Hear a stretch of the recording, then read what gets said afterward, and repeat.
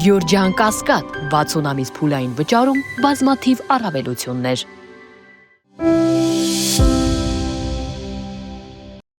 Ամերիկայի Ատլանտյան խորհրդի հոդվածում ներկայացվել է TRIP նախագիծը եւ դրա ազդեցությունը հարավային Կովկասի վրա։ Ըստ հոդվածի, Հայաստանի վարչապետ Փաշինյանն ու Ադրբեջանի նախագահը ստորագրելով համաձայնագիրը պաշտպանել են դրա զգայուն մասը, Ամերիկայի Միացյալ Նահանգները դարձնելով զսպող գործոն։ TRIP-ը ապահովում է տարածաշրջանում նոր տրանսպորտային միջանցք, բարձրացնում ենթակառուցվածքների որակը, նվազեցնում եվրոպական մատակարարման ծախսերը եւ արագությունը ու ստեղծում հնարավորություն Հայաստանին ամրապնդել իր անկախությունը Ամերիկայի Միացյալ Նահանգների հովանու ներքո։ Նախագիծը նաև տնտեսական եւ աշխարհաքաղաքական օգուտներ է խոստանում ինչպես Երևանին, այնպես էլ Վաշինգտոնին եւ ամբողջ Կասպիան տարածաշրջանին։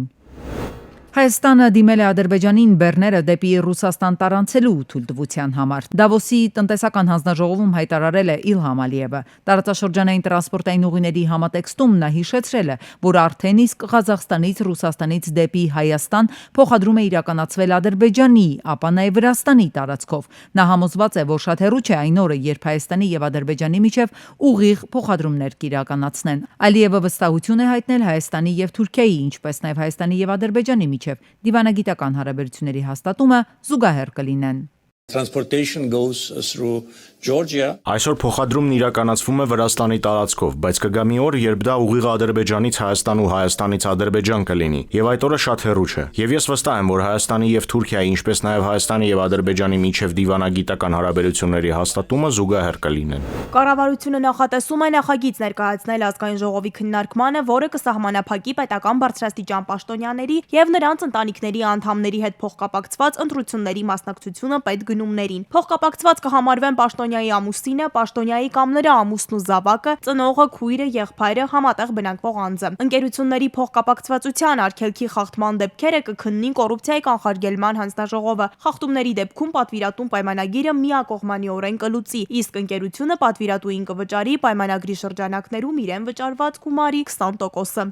Ուզում ասեմ, մենք չպետք է թվայնացնենք այս ալգորիթմը, որպեսզի ինքը ռեալ աշխատի։ Մենք չգեներացնենք մի խնդրեմ, հետո սկսենք իրավապահ մարմինների միջոցով դա լուծել։ Դա շատ ծախսատար է եւ չեմ կարծում, որ արդյունավետ։ Այն գումարը, որը վճարվել է այդ տվյալ ընկերությանը, այդ գումարի նախ պայմանագիրը խզվում է եւ այդ գումարի 20%-ը վերադարձվում է պատվիրատուին։ Այդ նշանակում է տապալվեց գնումը։ Այսինքն մեզնից խլեց ժամանակ, ռեսուրս եւ այլն։ Այդտեղ շատ մեծ աշխատանք ունենք անելու թե թվայնացման հետ կապված եւ թե մեր ներքին կազմակերպչական հարցերը լուծելու համար։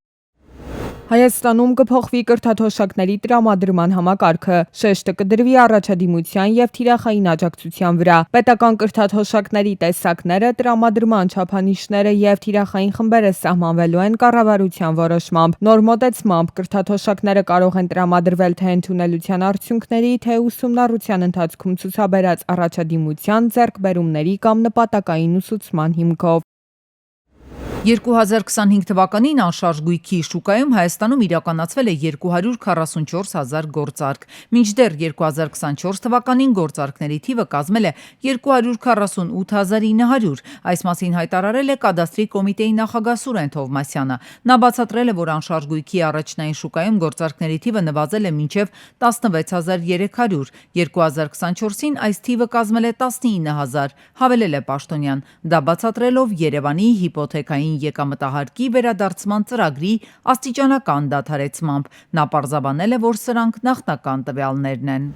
Հանրապետությունում ինքնակամ կառույցները հնարավոր կլինի օրինականացնել, դրանք հաշվառելու գործընթացը սկսվում է հունվարի 20-ից։ Նախ պետք է համոզվել, որ շինությունը կառուցվել է մինչև 2021 թվականը, այնուհետև դիմել չափագրողին, որը տեղում աշխատանքներ կատարելուց հետո համապատասխան փաստաթղթերը ներբեռնելու է էլեկտրոնային համակարգ։ Այս մասին քաղաքացին կստանա SMS հաղորդագրություն։ Կադաստրի հաստատումից հետո քաղաքացին կստանա երկրորդ SMS հաղորդագրությունն այն մասին, որ կառույցը հաշվառված է։ Հայաստանի Հանրապետության պետական պարտքը աճում է միլիարդներով։ 2018 թվականի վերջին պետական պարտքը կազմել է 6.9 միլիարդ դոլար, 2025-ի արդյունքներով 14.5 միլիարդ դոլար։ Նախորդ տարի կառավարությունը հաստատել է միջնաժամկետ ծախսերի շրջանակ։ Ֆինանսների նախարարությունը 2030 թվականին ձգտում է հասնել 1% դեֆիցիտի։ Պարտքը աճում է եւ ինչ-որ մի միլիարդից դարել է մի հատ ուրիշ միլիարդ, բայց այդ մենք հազար անգամ խոսել ենք դրա մասին, որ այդ հիմա պետություններ էլ կան, որոնք տրիլիոններով ունեն։ Հիմա ինչի ենք այդ միլիարդից խոսում։ Դրա համար պետք է խոսենք դրա համամասնությունից։ Եվ ես կարող եմ ասել, որ օրինակ 2018 թվականին պարտքը նրան 52% էր, 51 ու քանի տոկոս էր, հիմա 48% է։ Այսինքն մեր հնարավորությունները պարտքը սպասարկելու ավելի մեծացել են, կամ այլ կերպ ասած, կարելի է ասել այն ծախսերը, որը մենք արել ենք պարտքի հաշվին, տվել են այն արդյունքները, որով հնարավոր է եղել մեր հնարավորությունները, մեր եկամուտները մեծացնել այնպես, որ մենք շարունակում ենք խնդիր չունենալ այդ ձեր ասած աճի պայմաններում, խնդիր չունենալ այդ մեծացած պարտքը սպասարկելու ուղղությամբ։ Կառավարությունում ներդրվել է նախարարների աշխատանքի գնահատման հավելավճարի պիլոտային համակարգ։ Ֆինանսների նախարարի խոսքով պետական պաշտոնյաների աշխատավարձերը վերջին 5-6 տարիների ընթացքում չեն փոփոխվել, ինչն առաջացնում է որակյալ մասնագետների ներգրավման խնդիրներ պետական համակարգում, հատկապես մասնավոր հատվածում բարձր եկամուտներ ունեցող անձանց համար։ Իմ դիրքորոշումը եղել է նա, որ ուղղակի բարձրացնել նախարարների, փոխնախարարների կամ ղեկավար անձնակազմի աշխատավարձը երևի այդքան ճիշտ չի եւ պետք է ներդնել մի համակարգ, որտեղ առնվազն կկարողանանք որոշակի թիրախներ դնել եւ այդ թիրախների գնահատման արդյունքով տրամադրել այդ աշխատավարձի բարձրացումը լինի ոչ բոլորի համար նույն ձևով, այսինքն նրանց համար, ովքեր կունենան ավելի լավ կատարողական,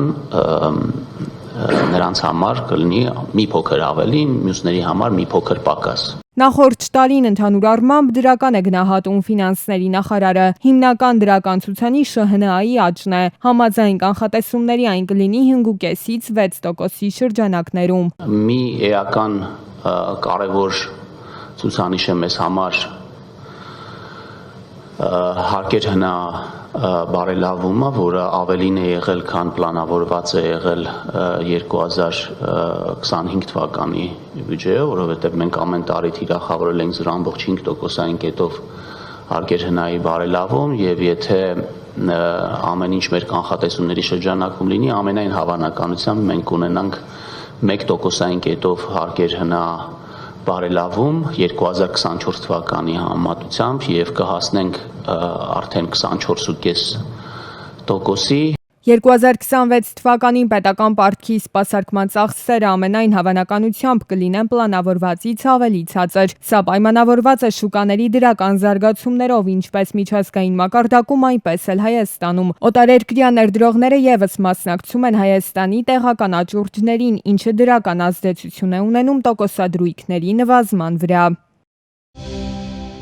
Նախորդ տարվա ոչ քաղաքական ամենակննարկված թեմաներից մեկը հավանաբար օդի աղտոտման խնդիրն էր։ Ով է աղտոտում, ինչու է աղտոտում, ինչպես է աղտոտում, վտանգավոր է, վտանգավոր չէ։ Հարցեր, որոնց պատասխանները հասարակությունը այդպես էլ հստակ չի ստացել։ Միջազգային կառույցներն արտահայտում են իրենց մտահոգությունը, տեղական պետական մարմինները լավատեսական հայտարարություններ անում, բայց դրանից չի փոխվում զգացողությունը, որ վատ օդ է շնչում։ Մթնոլորտային օդի պահպանության ուղղությամբ մենք արձանագրել ենք 617 իրավախախտման դեպք,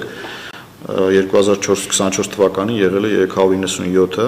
Ընդհանուր տուգանքների չափը կազմել է 34 միլիոն 980 հազար դրամ։ Իրավասու մարմինը տարվա ընթացքում ստուգումներ է իրականացրել հանրապետության տարբեր հատվածներում, ֆիքսել է օդի աղտոտման բազմաթիվ դեպքեր։ Խնդիրը սակայն դժվար թե լուծվի պլանային ստուգումներով եւ ընդունված մոտեցումներով։ Քաղաքներում եւ քաղաքամերձ տարածքներում արտադրական գործունեություն ծավալող մեծ ու փոքր օբյեկտների մեծ մասը, օրինակ, տարվա այս սեզոնին օգտագործում են մեքենայի այրված յուղ կամ աղացած անվադող ջեռուցման համար։ Դա օդի աղտոտման երաշխավորված աղբյուր է։ Իրավիճակը ես գնահատում եմ բավարար, ոչ վատ։ Երևան քաղաքում մենք 225 չափագրում ենք իրականացվել, ընդամենը 5 անգամ գերազանցում նորմայից եղել է 5 դեպքով եւ 20-25 դեպքով եղել է մինչեւ 5 անգամ գերազանցում, իսկ մնացած դեպքերում մենք գերազանցում չենք արձանագրել։ Այս տվյալները ֆիքսվել են բնապահպանության եւ ընդերքի տեսչական մարմնի տեղադրած սարքերի միջոցով։ Դրանք ճշգրիտ են, երևի մասամբ, քանի որ առաջիկայում Երևանում տեղադրվելիք նոր տեխնիկան ըստ Մարտիրոսյանի ավելի ճշգրիտ տվյալներ կփոխանցի իրենց։ Երկու կայաններ են տեղադրվում այս պահին, բավականին թանկարժեք կայաններ են ընդ որում, եթե չեմ սխալվում, երկուսը միասին մոտ 300 միլիոն դրամի մասին է խոսքը, Ճապոնիայի կառավարության հետ համատեղ աջակցությամբ, երբ որ մենք այդ կայանները կունենանք եւ ճշգրիտ տվյալներ կունենանք, նաեւ կկարողանանք հասկանալ, թե իրականում ինչն է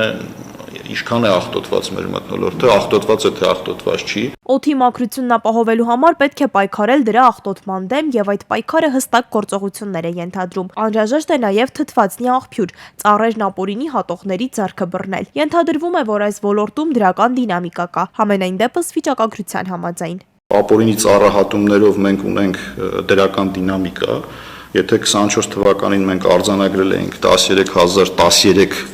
հատված ապօրինի ծառ, ապա 25 թվականին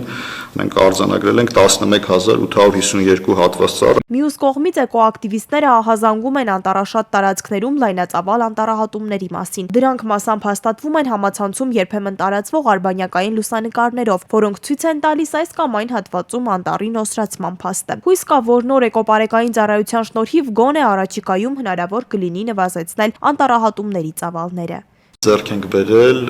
լազերային սկանավորման համակարգեր, լիդար համակարգի մասին է խոսքը, նաև այդ տեխնոլոգիան մենք կարող ենք օգտագործել անտառների վերահսկողության ժամանակ, ինչը հնարավորություն է տալիս, օրինակ, կոնկրետ տարածության վրա, ասենք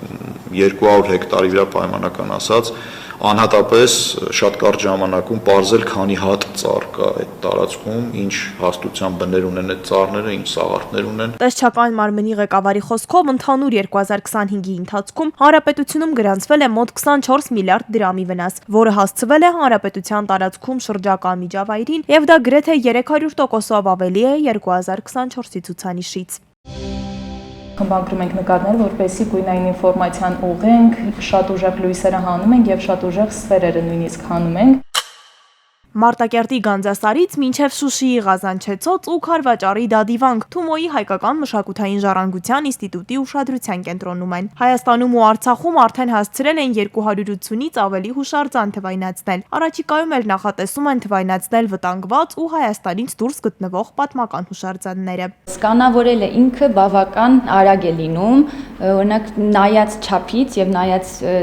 տեսքից, ձևից եւ այլն կարող է, չգիտեմ, 2-ից մինչեւ 8 օր տևել, 8 օրը շատ մեծ, օրինակ, վանական համալիրների մասին է։ Իրականում ամենաերկար եւ բարդ աշխատանքը դրա մոդելավորումն է, որը տևում է ամիսներ, այսինքն ընդհանրապես, օրինակ, մի հուշարձան մի 4 ամիս տևում է մեր մոտ։ Ստեղծված բարձրորակ եռաչափ տվյալներն ու մոդելները հնարավորություն են տալիս ոչ միայն իրականացնել մշակութային ժառանգության մոնիթորինգ, այլև անհրաժեշտության դեպքում նաև պահպանման ու վերականգնման աշխատանքներ։ Այսինքն ոչնչացված կոթողն անգամ ամբողջությամբ հնարավոր է վերականգնել հենց այն տեսքով, որը եղել է 3 դես կանավորման պահին։ Մասնագետներից Աննան միայն այս տարի 30-ից ավելի հուշարձան է սկանավորել։ Ամենաբարդը, ասում է, Սանահինի վանական համալիրն է եղել։ Զանգակատուն կա Սանահինում, որի պլանները մենք առաջ չգիտեինք, այսինքն մենք այնտեղ հասել ենք, նոր ենք հասկացել ինքը իրականում ինչ տեսք ունի,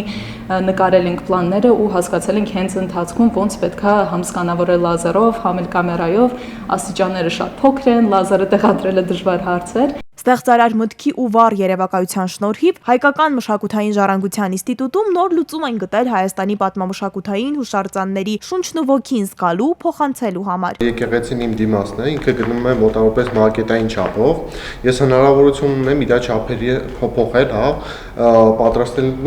փոփոխել այն չափով, տեսնել թե ինչպես է ռեալ կյանքում գտնվում։ Այժմ ժամանակակից տեխնոլոգիաների վիրտուալ իրականության միջոցով մարդիկ կարող են ներկա լինել նույնիսկ Արցախի պատմամշակութային վայրերում, վերապրել 4-ից 5-րդ դարերից պահպանված վանքերի, մշակութային կոթողների շունչը ու բացահայտել դրանց պատմությունը։ VR ակնոցներով հնարավորություն ենք տալիս ինքը եռաչափ մոդելին եռաչափ ձևով այցելել։ Շատ տպավորիչ, ասեմ, փորձ է, մանավանդ որտեղ կարողանում ենք իրան իր իսկական չափով նայել, այսինքն մենք մի եկեղեցի, որ ասենք 8 մետր բարձրությանը, մենք կարող ենք իրան իր իսկական չափով դնել ու մարդ կարողանա մեջը